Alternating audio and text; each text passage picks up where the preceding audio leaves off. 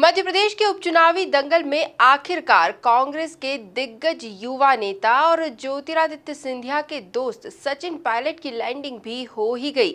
ग्वालियर में एक चुनावी सभा को संबोधित करते हुए पायलट भाजपा पर हमलावर तो दिखे, लेकिन अपने दोस्त का नाम लेने से बचते नजर आए। देखिए एक खास रिपोर्ट।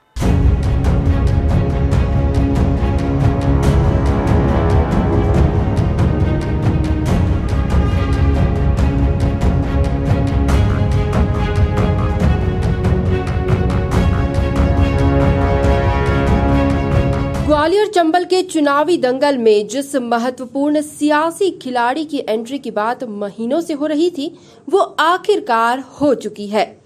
मंगलवार को ग्वालियर में कांग्रेस उम्मीदवार सुनील शर्मा के समर्थन में जनसभा करने पहुंचे राजस्थान के पूर्व डिप्टी सीएम सचिन पायलट के माइक संभालते ही वहां मौजूद कांग्रेसियों में उत्साह की लहर दौड़ गई।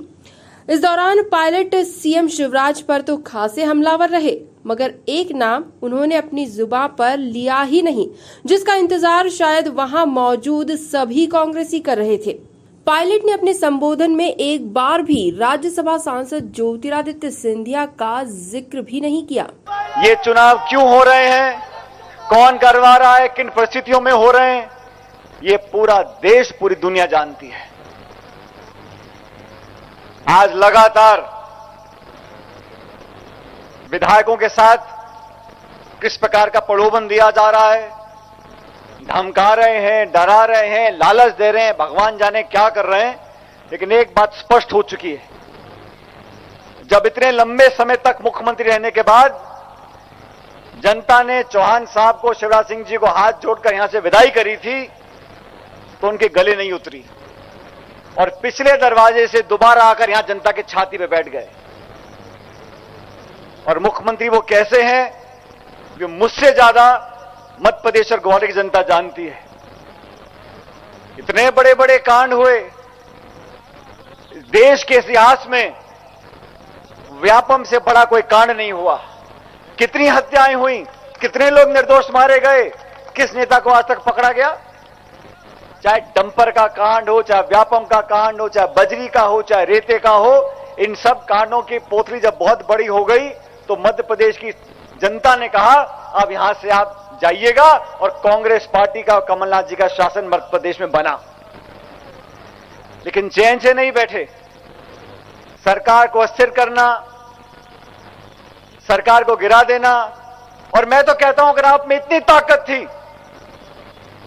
अगर आपको अपने ऊपर, अपने कार्यकर्ताओं के ऊपर, अपनी पार्टी के ऊपर, अपनी विचारधारा के ऊपर इतना विश्वास था, तो एक बार आप जरा विधानसभा भंग करके देख लो और चुनाव लड़वा लो, पूरा पता पड़ जाएगा। 2/3 बहुमत के साथ कांग्रेस जीत कर आएगी।